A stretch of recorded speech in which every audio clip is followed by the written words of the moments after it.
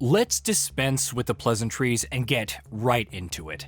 Warner Bros. Games has shot down Monolith Productions, Player First Games, and WB Games San Diego.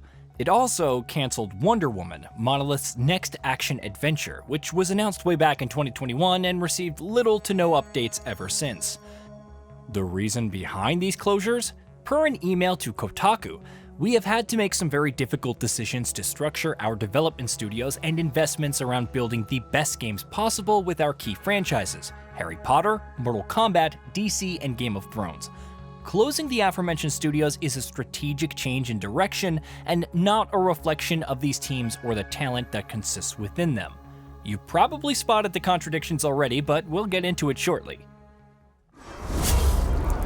Reckon you're going to skewer me? Ah, that little sword's good for a tickle, maybe, but you're gonna need more than that to take me down.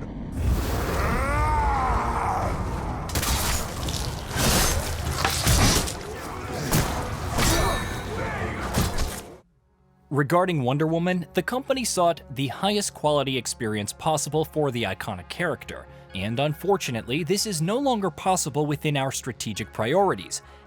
This is another tough decision, as we recognize Monolith's storied history of delivering epic fan experiences through amazing games. We greatly admire the passions of the three teams and thank every employee for their contributions.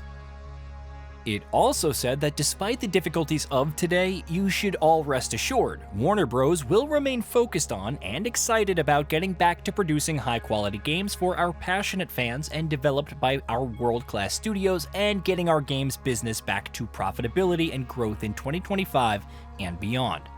Don't worry about all those people who lost their jobs, everyone. WB Games is going to get back to profitability. The part about how this doesn't reflect the teams or the quality of the talent feels all the more insulting, like an "it's not you, it's us" situation. You could argue that the closures of Player First Games and WB Games San Diego make sense from a business perspective. MultiVersus was a massive flop, contributing to a $100 million loss for Warner Bros., and will be shutting servers off in May, with only offline play available afterwards.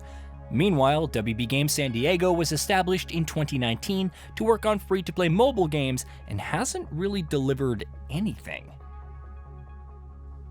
However, this is all more due to many of the company's releases missing the mark, per an alleged memo written by WB heads of games and streaming JB Peretti, obtained by Bloomberg.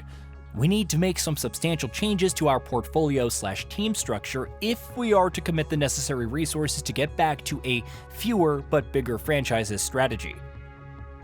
While MultiVersus was one of those releases, other significant failures included Quidditch Champions and Suicide Squad Kill the Justice League.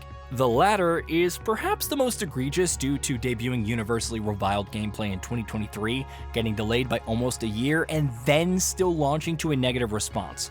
It contributed to a $200 million impact on revenue for Warner Bros., and yet continued to receive support and new content until January of 2024. It's a talent.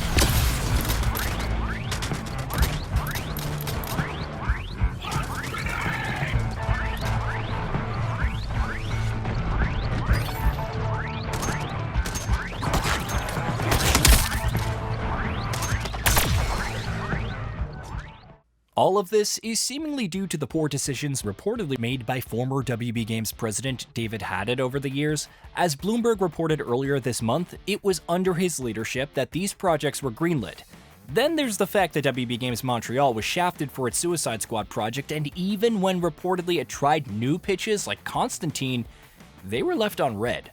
A Flash video game was the next pitch, but after the film's flop, this too was scrapped.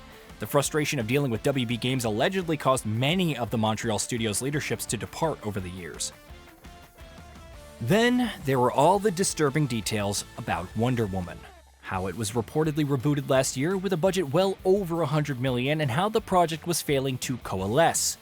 Even the acclaimed Nemesis system made famous in Middle-earth Shadow of Mordor and War and Never Seen Ever Again was seemingly pushed aside in favor of a more typical action-adventure experience.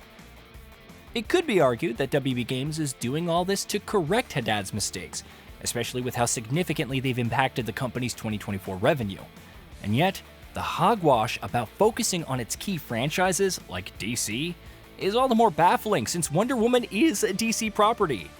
Perhaps it means the rumored new Batman title for Rocksteady Studios, which won't be out for years yet. Then again, closing studios and taking employees off the payroll to later claim those reduced costs as improvements to the bottom line is perhaps the long-term goal. Gotta give those investors and shareholders some pounds of flesh in time for the next quarterly financial result, after all. However anyone wants to try and justify it, this is such a massive waste of talent. Even if you didn't like MultiVersus, it clearly had potential, and loyal fans at the start, which were slowly squandered due to its live service aspirations and monetization. Is it a coincidence that this happened in the same year that Warner Bros. Discovery CEO David Zaslav said the company was placing more emphasis on live service titles to drive engagement and monetization of longer cycles and at higher levels? Monolith Productions hurts all the more because of the beloved titles it delivered over more than 3 decades. Titles like Condemned, Blood, Shogo Mobile Armor Division, Alien vs. Predator 2, and much more remain classics. Many remain my favorite titles to date.